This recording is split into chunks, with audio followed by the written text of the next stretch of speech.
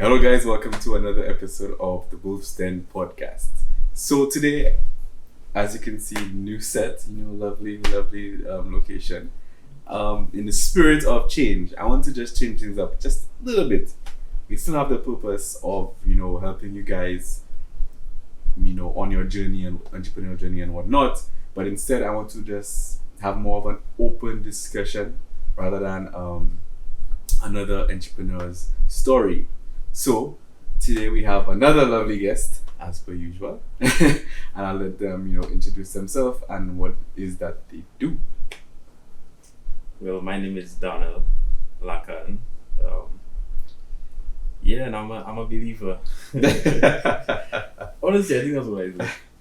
I just believe, man, every single day of my life. Yeah. It's interesting because your wife would have been on the show as well, and she came with the same opening statement that made me laugh. I'm serious. That made me, ask her, what in the world are you talking about? So can you please explain further for us? Well, I think that we exist in a, just like Bob Proctor said, right? We exist in a physical world, Mm-hmm. and we have intellect and we are spiritual beings. So I don't see myself as my physical form entirely. I see myself as who I am spiritually, and that reflects into my physical reality.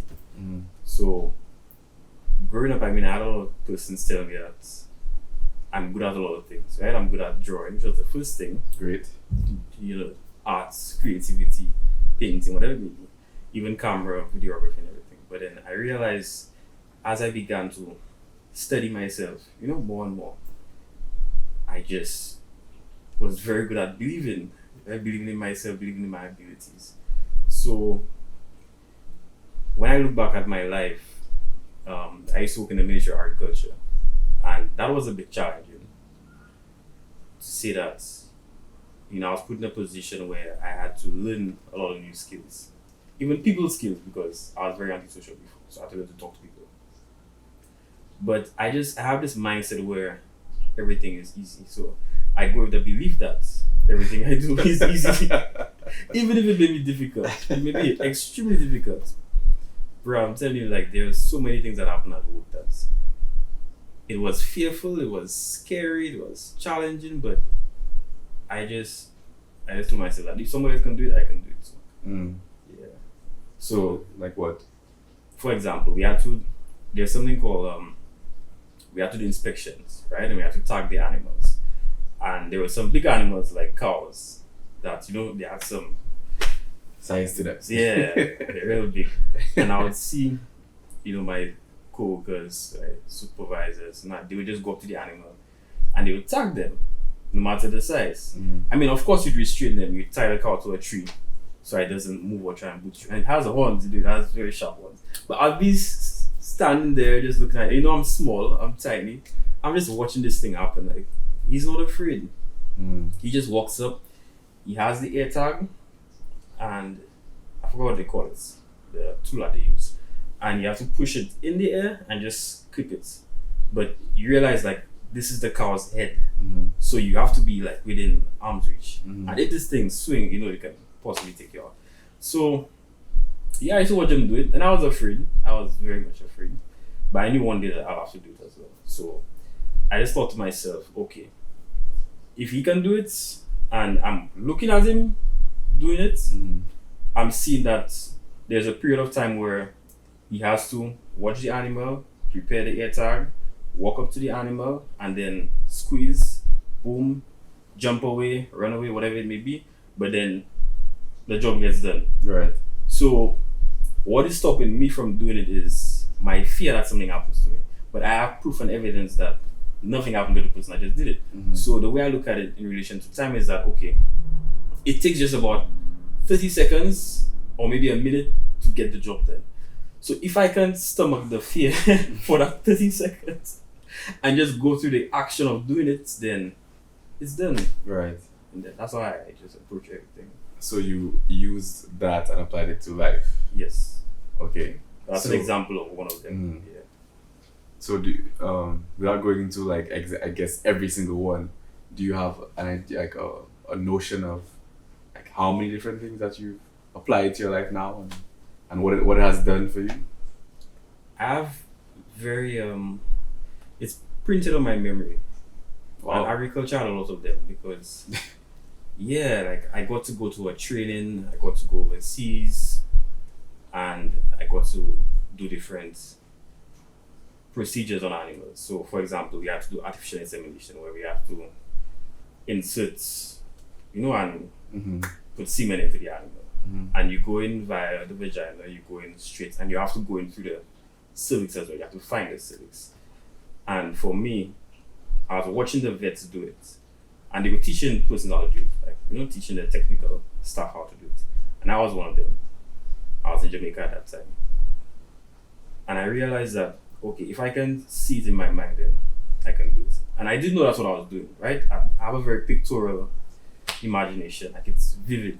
So I would imagine myself with the rod, with the tool, and pushing it and seeing it go through the hole. I just see it in my head, and I'll see them do it.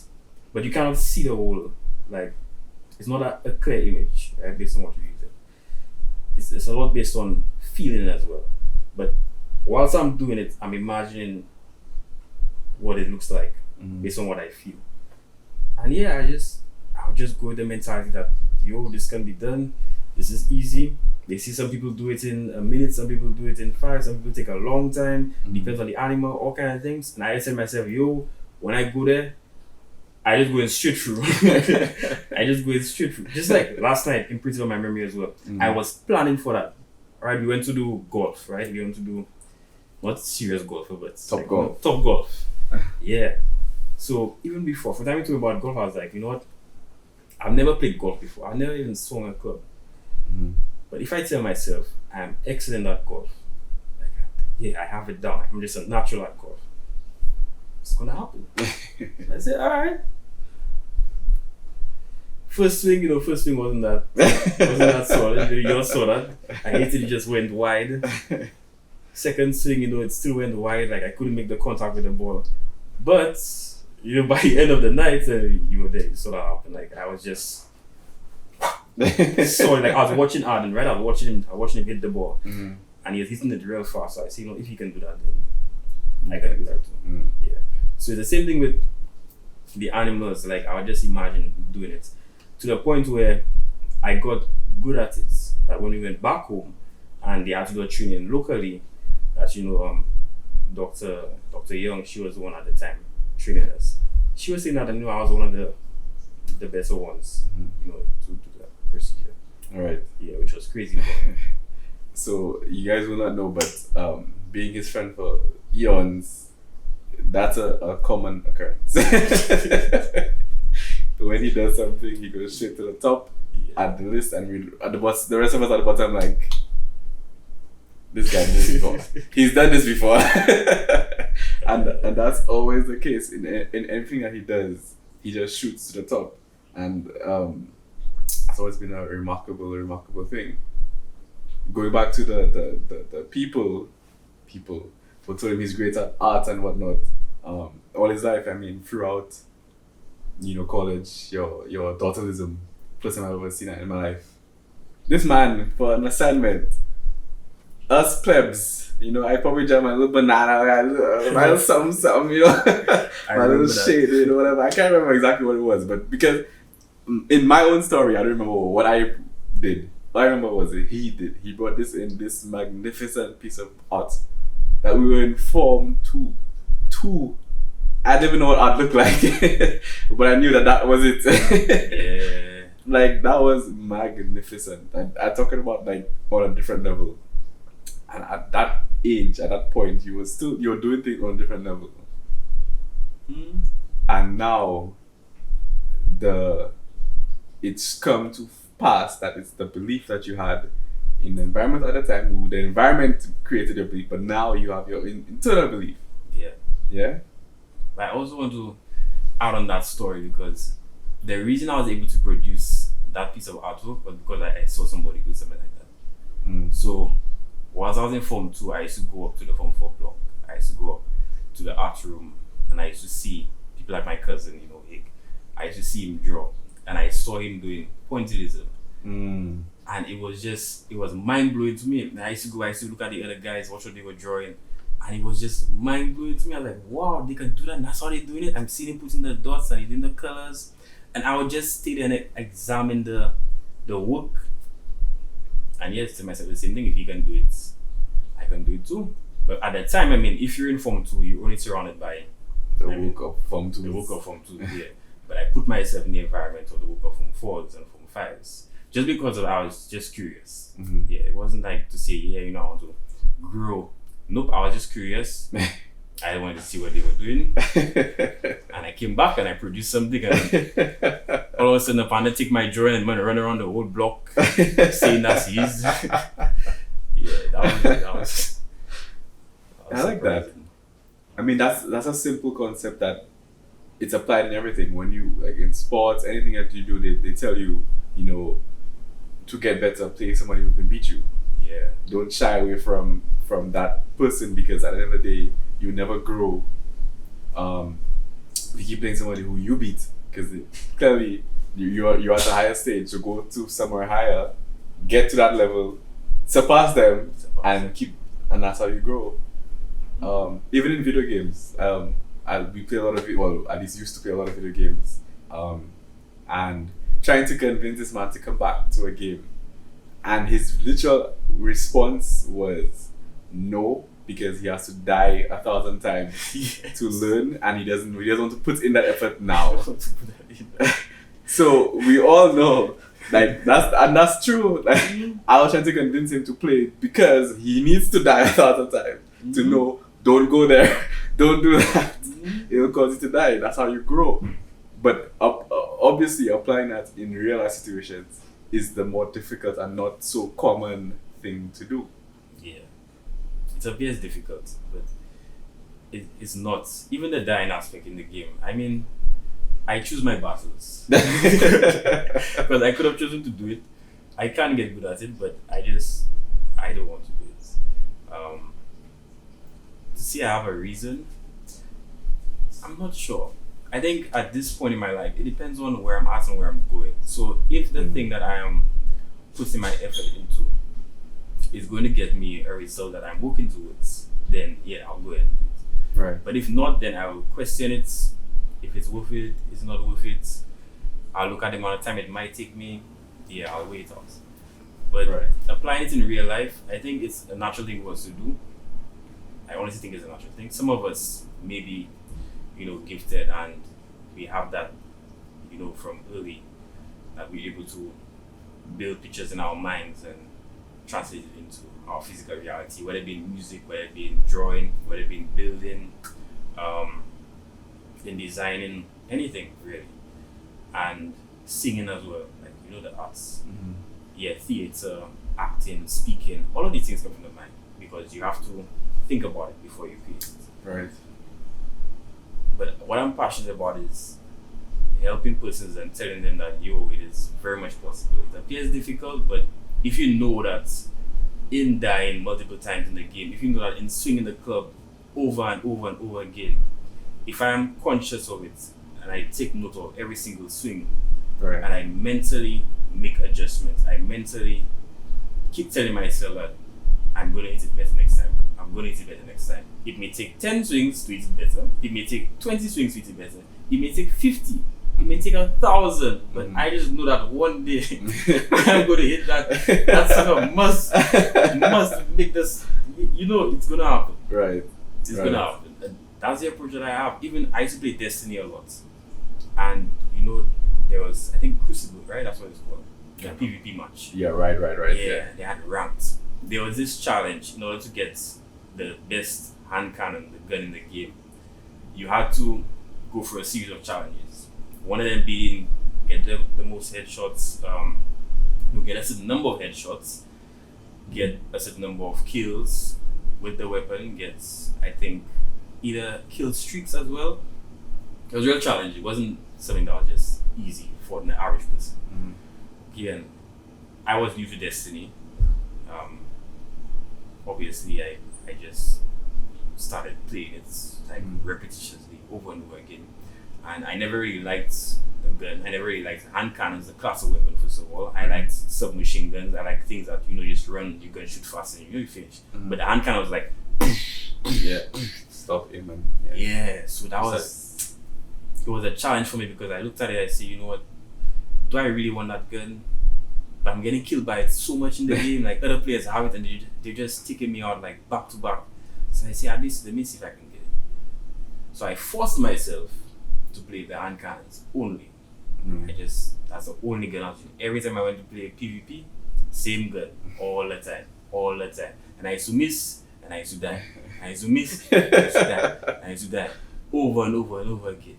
But eventually, I decided to get better at it. And then the next thing was, in order for you to get the gun, another challenge was to get a certain rank. So you know how ranks work in any game. You win, you get a certain number of points. You lose, you somewhat seem to lose more points. Bro, that was a struggle. And you know the thing about the ranks is when you get placed with other persons, you get placed with random people in a lobby if you don't have a team. And the person that you're playing with, they're not team players. You question the mentality sometimes. Yeah. Like, are they five? Are they five?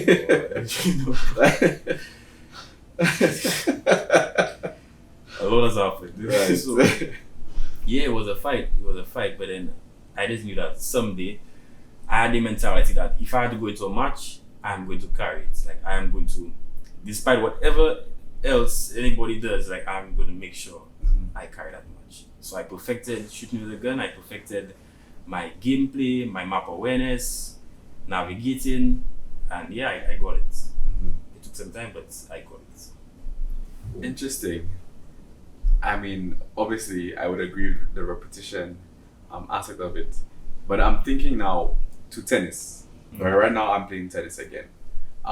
Back in the day when I stopped, I hadn't been coached properly how to serve yet. We hadn't reached that aspect yet. We did ground strokes. My ground strokes have always been on point, right? So I struggle with serving. Now we've been playing for months now, and I've been working on my serving. And for the same purpose, like what you just said, I'm not getting in, but I'm not stopping. I'm serving it the way that I know how, like the form. So my form is good. Just I'm missing something, right? And I was battling between, do I continue with the form that I know is not working, or do I just poke it in? Because I can always poke it in. But at the end of the day, which one gives me the result I want? Yeah. Yes, I can poke it in and get the point or get the match started, but then they can just smash me back. It's not in an advantageous position. I'm going to end up being at the whim of the person who's hitting the ball back. Yeah. Or I can continue the form that I know I was told what to do. I just wasn't taught how to craft it to make it work properly, and craft it myself now. Even if it's going out, even if it does a double fault, keep going hard or tone it down.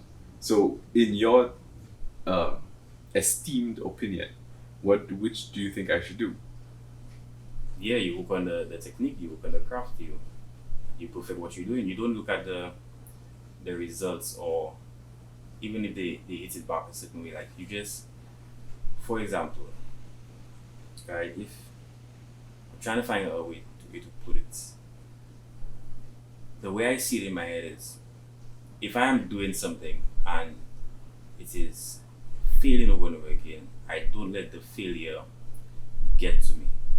I look at mastering the process and the procedure, because I know once I get that done, everything else is going to succeed. So I'll work on the technique, I'll work on the strokes, I'll work on the micro adjustments.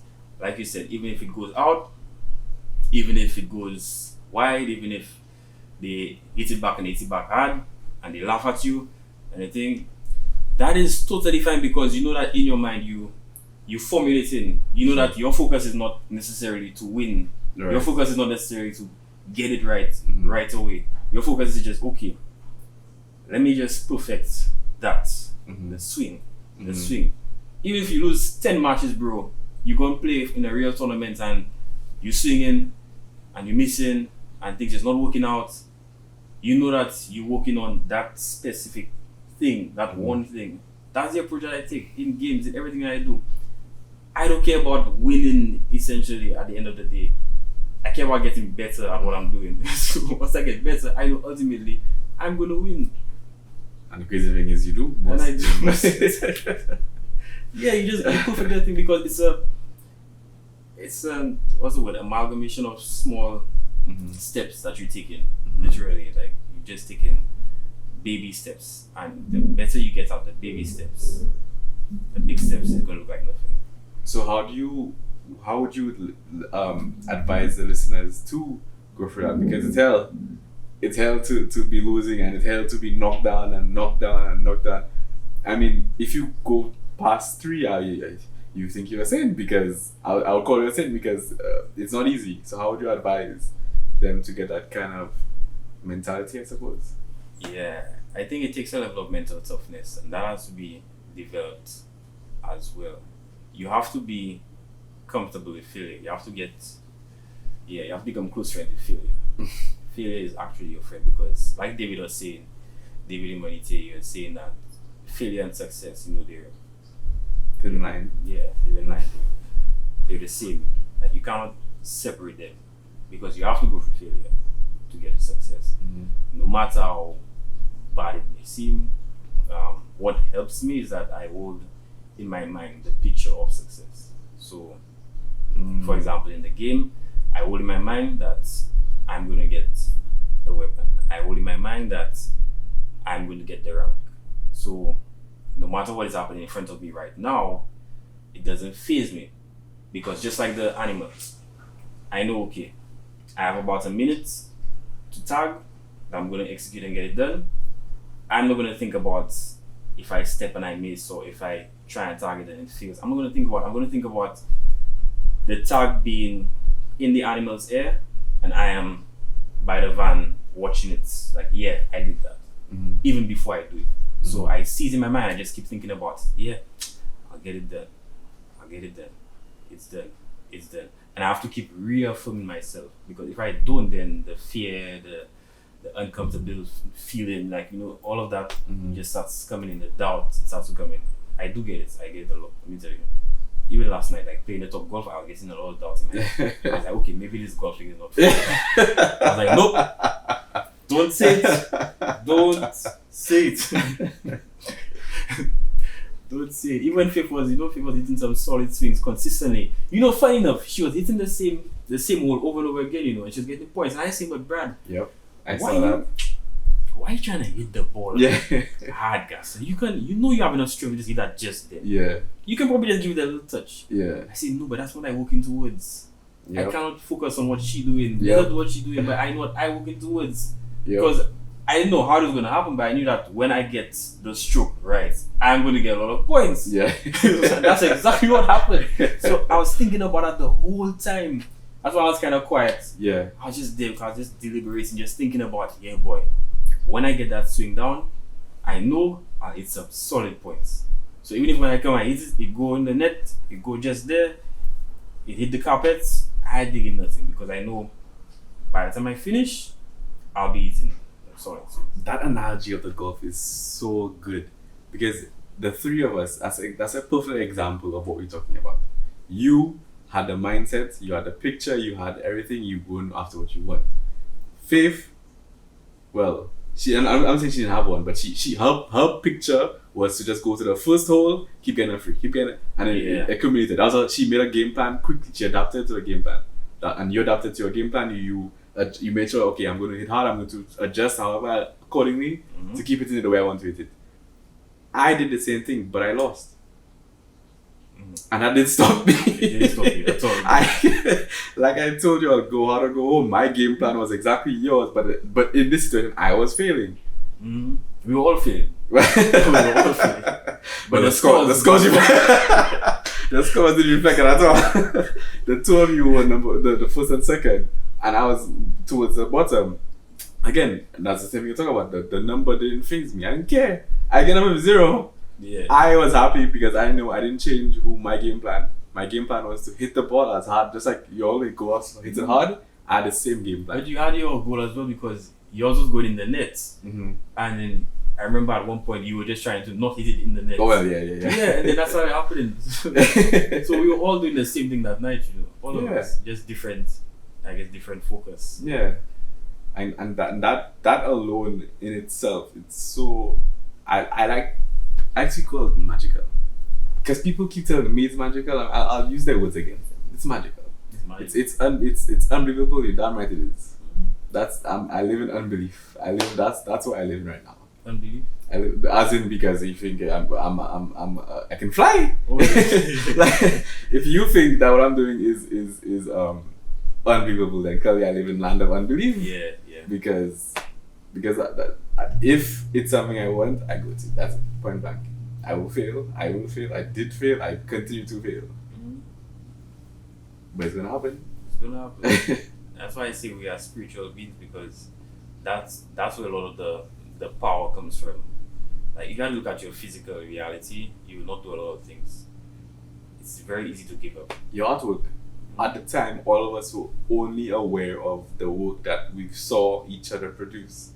You went outside of that realm, seemingly to us, and came up with something that to us was unbelievable.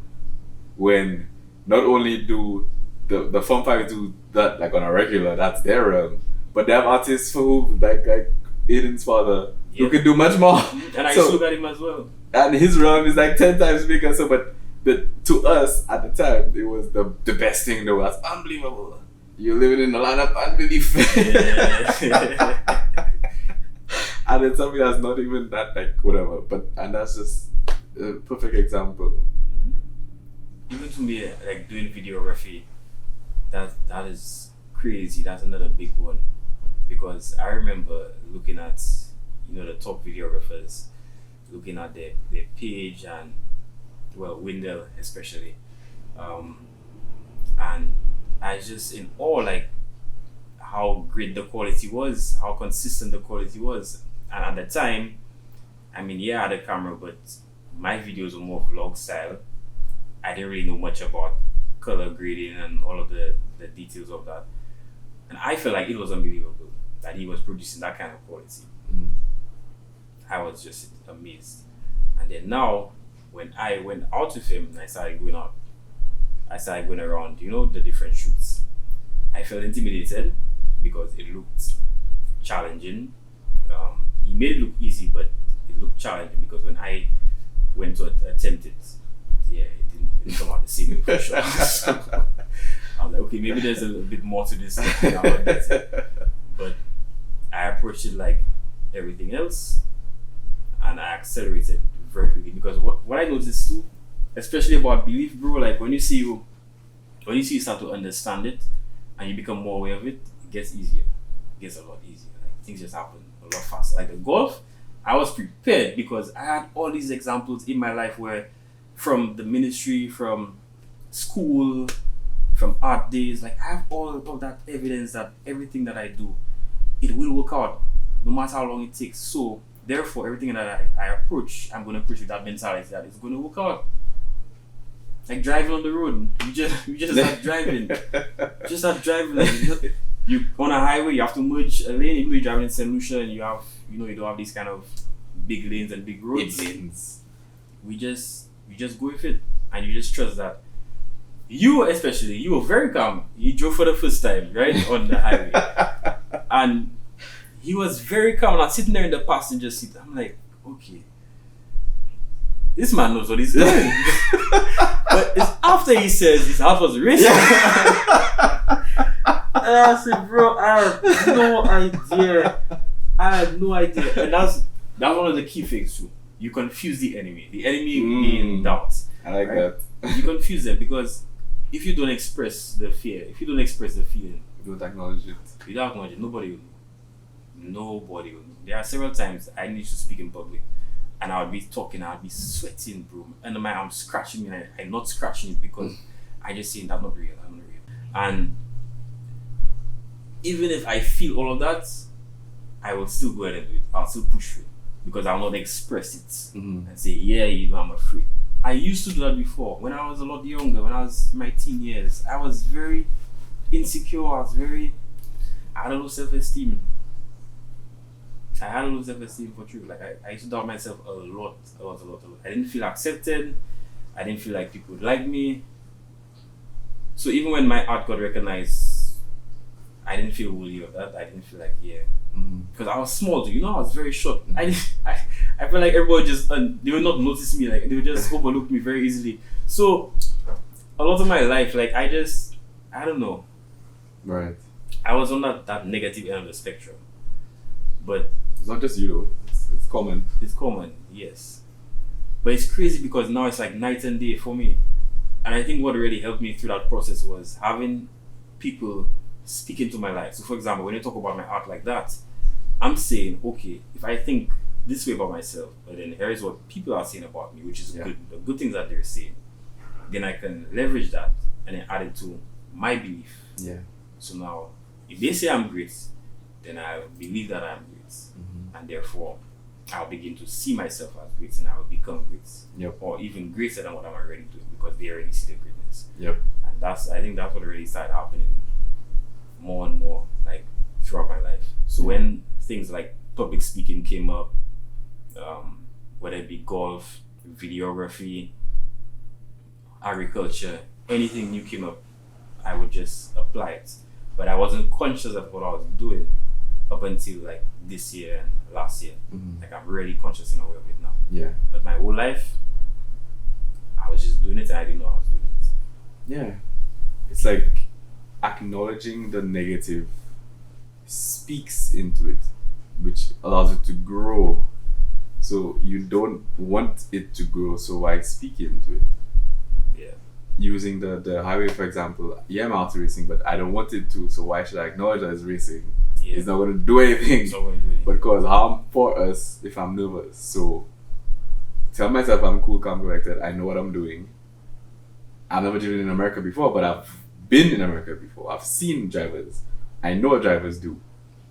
Last night, the madman on the highway.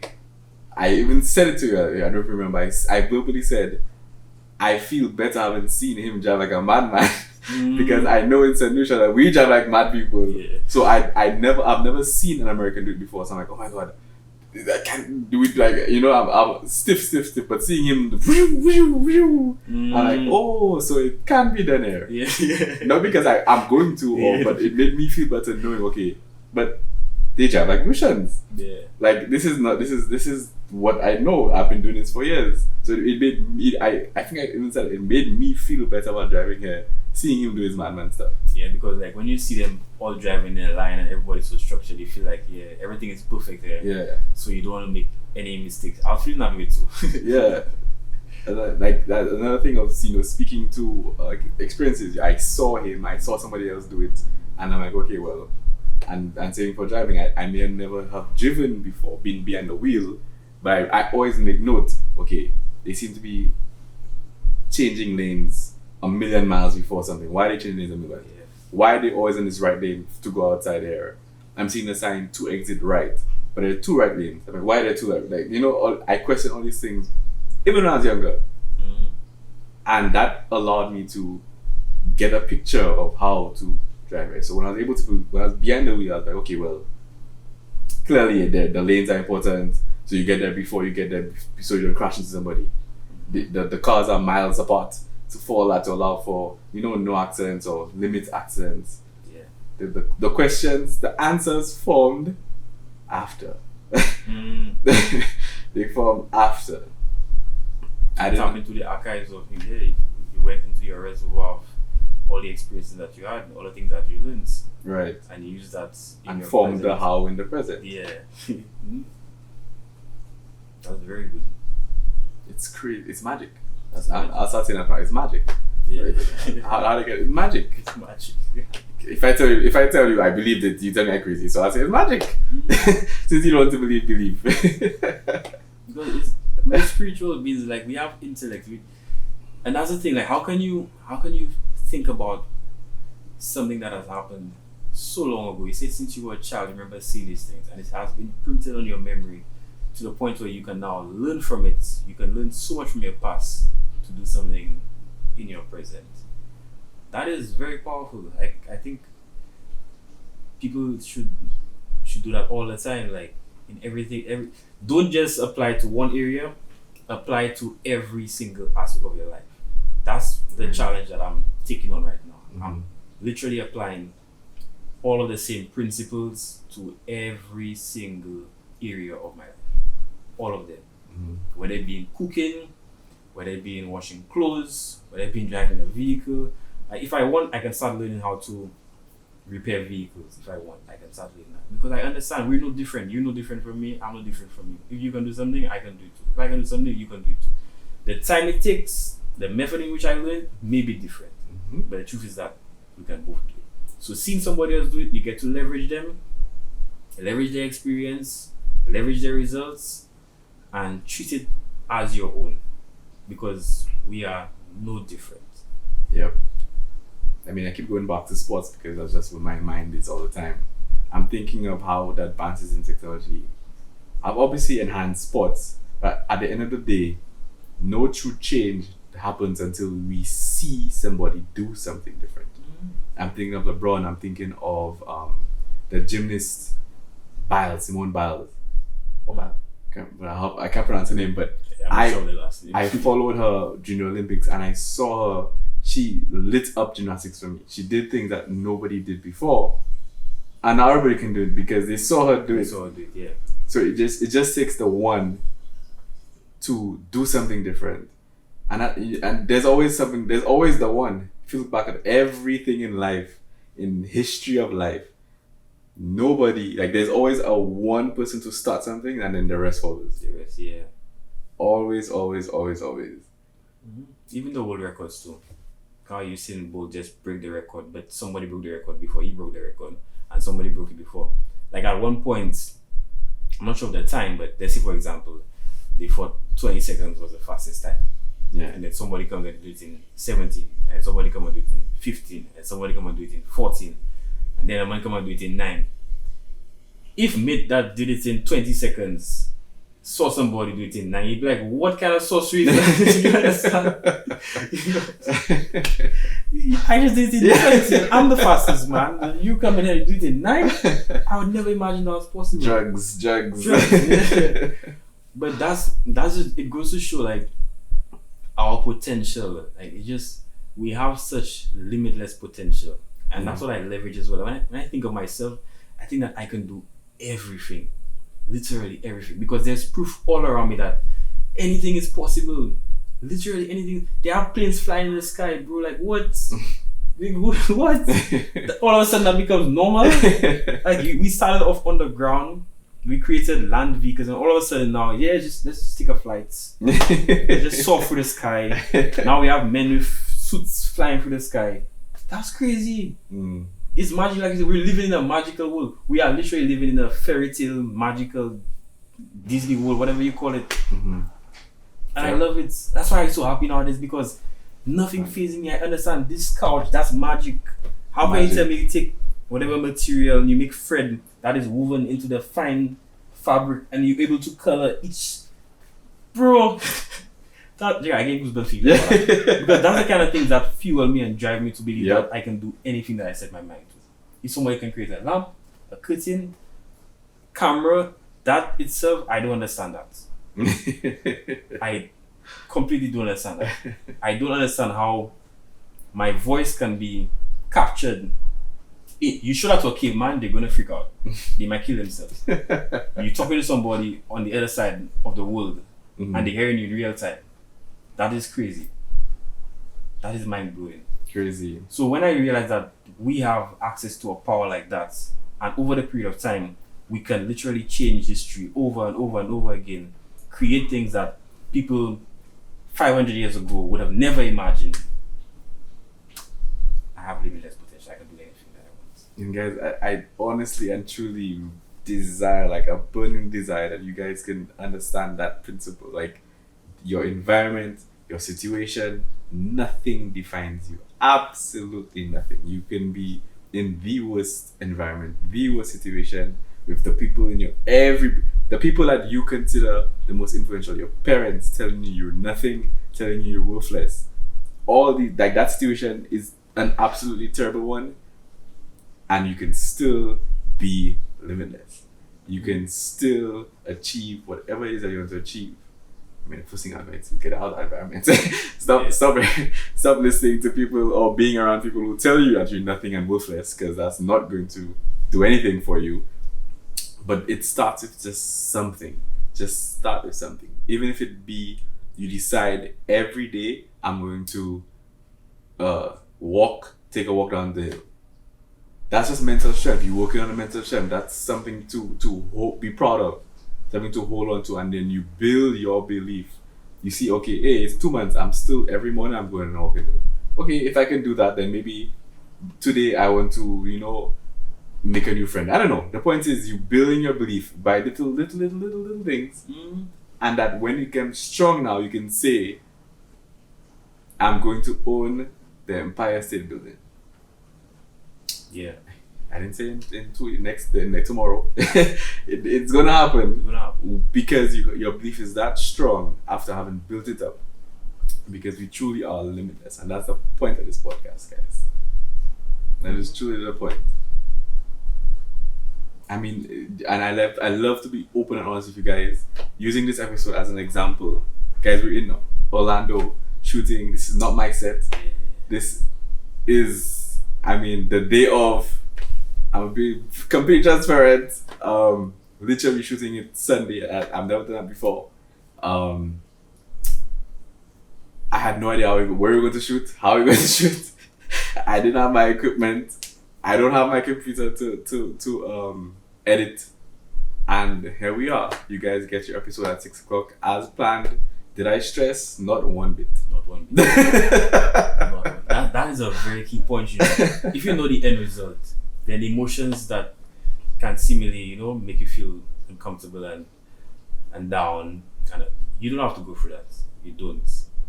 And I learned that too along the way. Like, the more I began exercising belief and seeing it happen, I realized, okay, the emotions I had in between, I didn't have to go through that. That didn't feel nice. I didn't feel good stressing. I didn't feel good worrying. I didn't feel good being anxious and my heart racing. I didn't feel good. So why would I go through that again?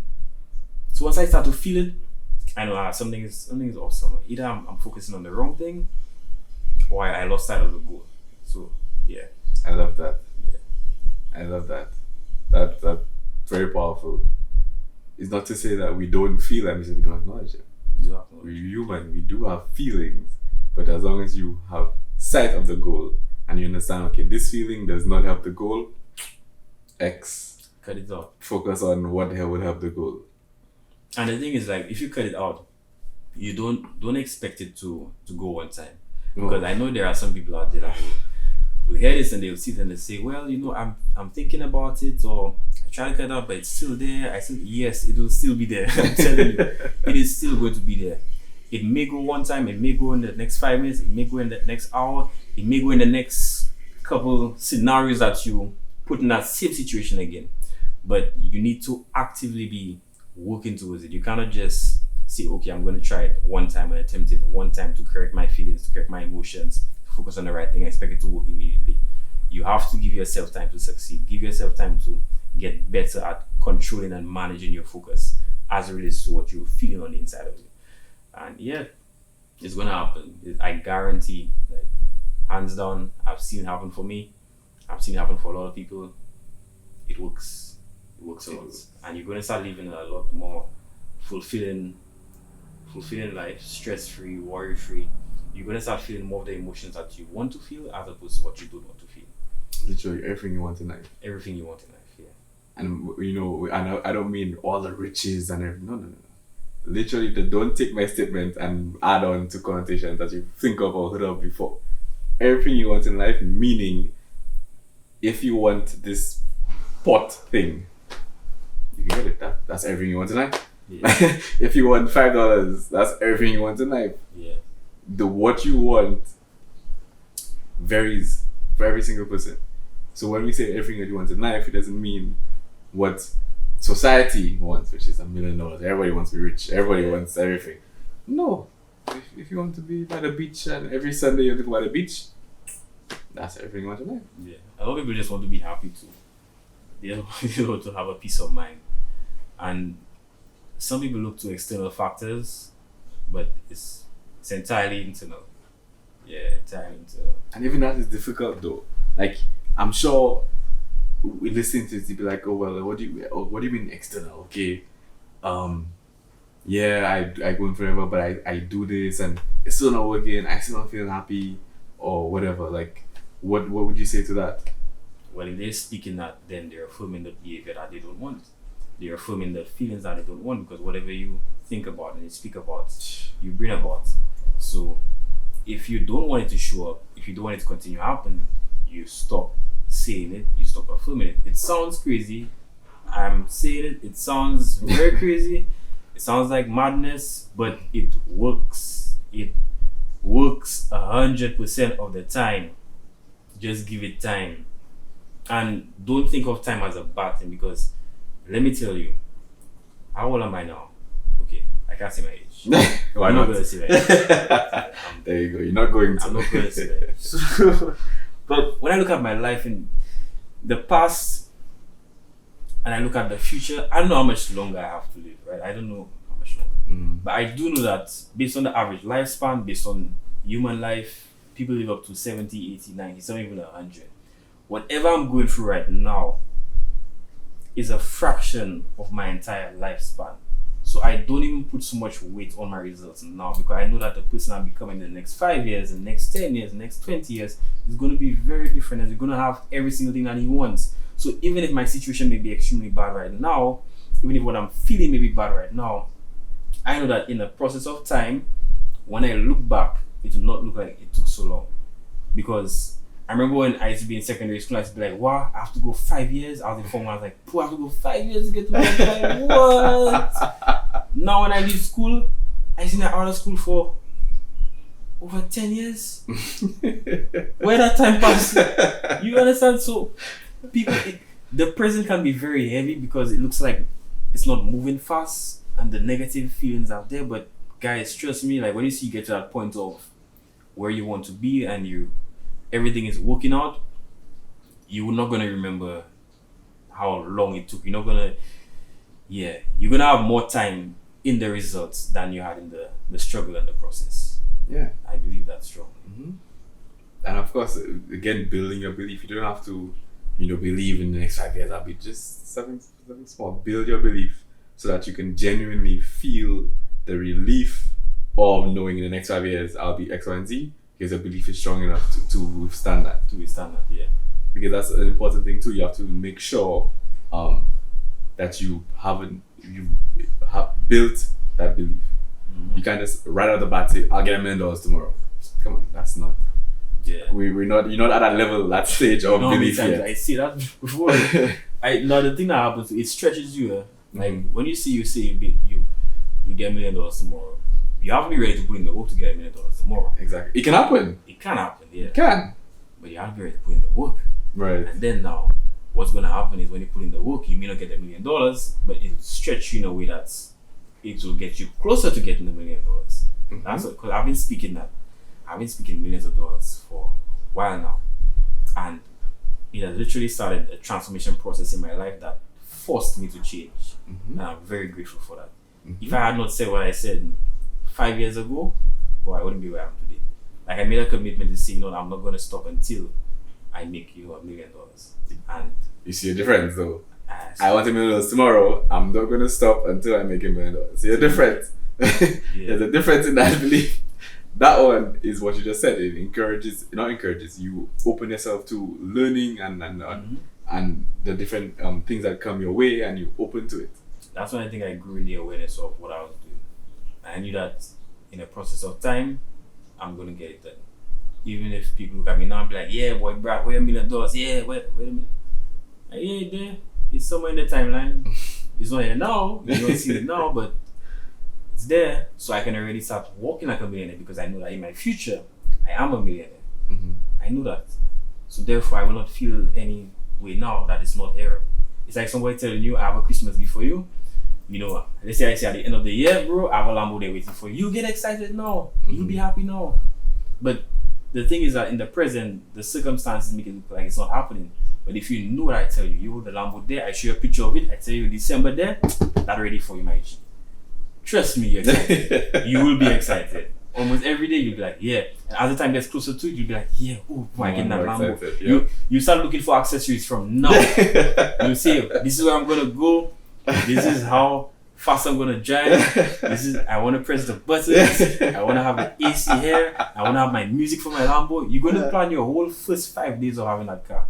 Facts. But the truth is that when people have their goals, they don't see it as real as that. But it is very real. I love that analogy. That is so real. That's powerful. Start acting like you have it now because you believe that the same level of belief you have when somebody tells you something's going to be. Why can't you tell yourself that? Tell yourself that. Yeah. Tell yourself that you have a Lamborghini by the end of the year and start believing it. Yeah.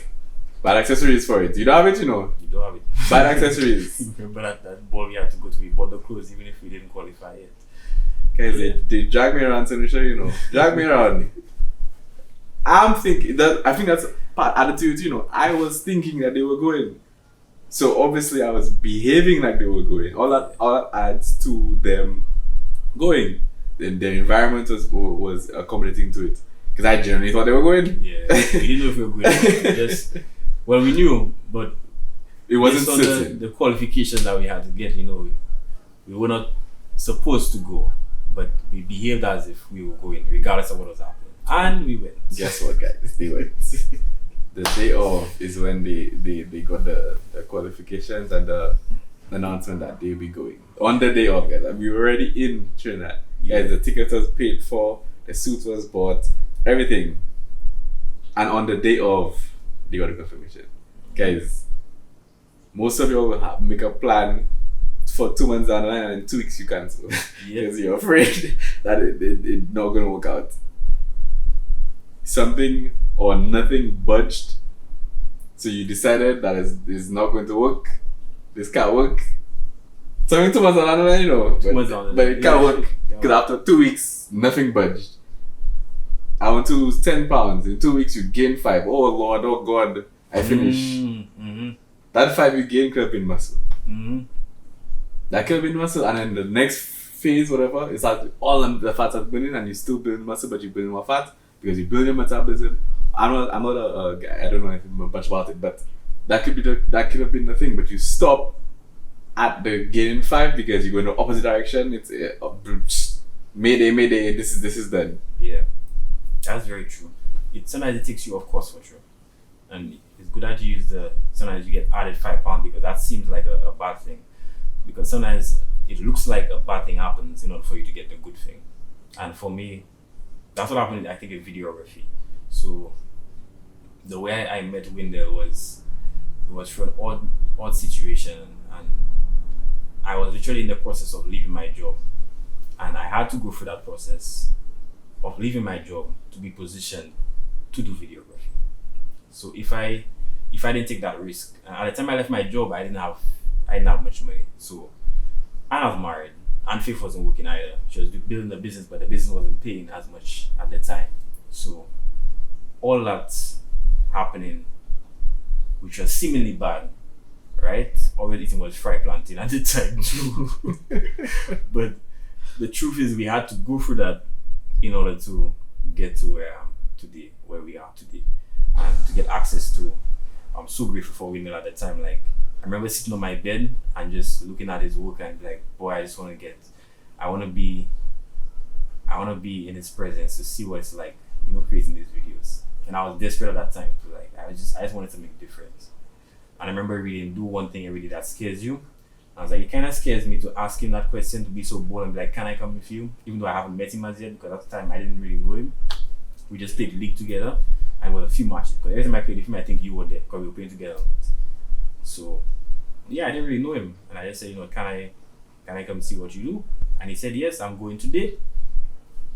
And I was like, wow, today? I wasn't prepared to go today. I mean, I was expecting maybe next week, but like, yeah, just get dressed and thing. I come and check you just now. I was like, what? Come and check me just now? Yep. And so said, so done. I just went with you, and that opened so many doors for me, so many doors.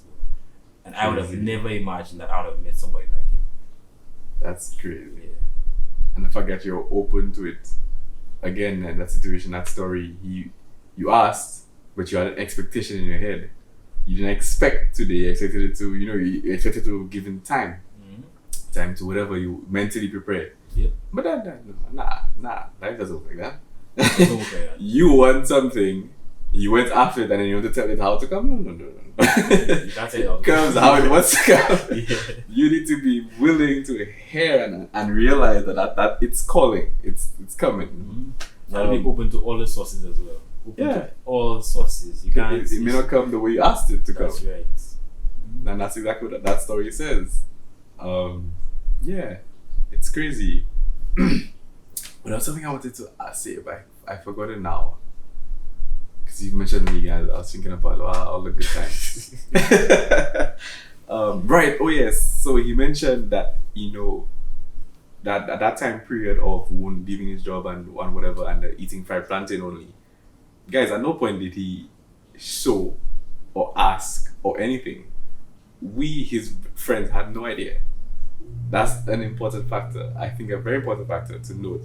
He never begged, he never asked, he never let anybody know, okay, I'm going through the struggle right now. He just went for it.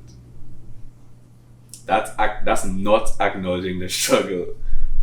You want to get out of the struggle, why would you then broadcast it to your friends to then treat you like you're in a struggle? Yeah, that's right. That then you creating an environment of everyone, poor Brad, let me have it. No, that's not the environment you wanted.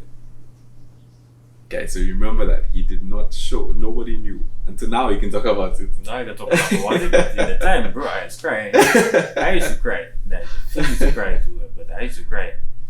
And I didn't used to cry often, but when I cried, it was real serious. I used to just go outside, sit on the step, think about my life, just lie down, think about it. But like, I never really got discouraged because I knew where I was going. And I wanted to go through that as well because I wanted to be able to help people that experience these things. Now, I haven't experienced the worst because there are people who are a lot worse than me. But I experienced some level of emotion near it, right? I can relate to it to some degree. So I wanted to allow myself to feel that as bad as it got. But I always knew that, even if I ended up on the streets, that I'll always do what it takes. I knew that I had what it takes on the inside of me. So I had strong belief in myself. I had strong belief in God that He's going to take care of me. So no matter what happens, no matter how bad it gets, I will rise regardless. So through that period of time, I wasn't really worried. I was uncomfortable. I didn't like it. It was painful, but I didn't worry too much. Yeah. I didn't worry at all. Because I know the end. If you can see the end in your mind, you can have it. Doesn't matter how long. I always know the end. Right. And man, I think we can talk about this all day. But I think we should wrap it up for the sake of, the podcast. Definitely we should do a part 2. But before we end, I normally do final thoughts where you say something that you want to add or emphasize something that you said already. What would you like to do for the viewers? I want to let the viewers know that everything is possible. Literally, every single thing that you can think of, that you can imagine, that you want, it is very possible.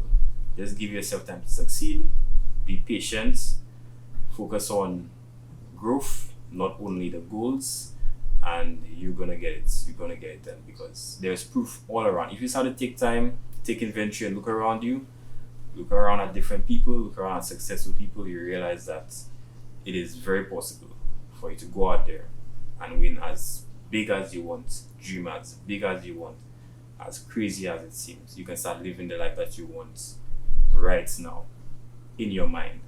Create it there and go out there and start living it. Amazing, powerful message. And I just want to add to that, you guys can join, if you're not in the best environment, you guys can join the podcast Discord. We have a community Discord where you're free to, just come in and talk, share something, and you get a positive response. Darnell and his wife also have a WhatsApp group, same principle, just join, and that's just for, if you recognize that you want something more and your environment isn't the best, then just join and that's the first step you can take. Changing your environment, surround yourself with positive people. Okay, guys, that was an amazing episode. Thank you for coming, Mr. Lacan. Yes, I It was appreciate fun. I love this different set. Oh, but by the way, he did the set, guys. He did everything. I was actually doing, some homework while you were setting up. So I want to appreciate you for that. Yes. And we will definitely have some fun in Orlando today. Yes, we will. I look forward to that. Alright, guys. See you next time.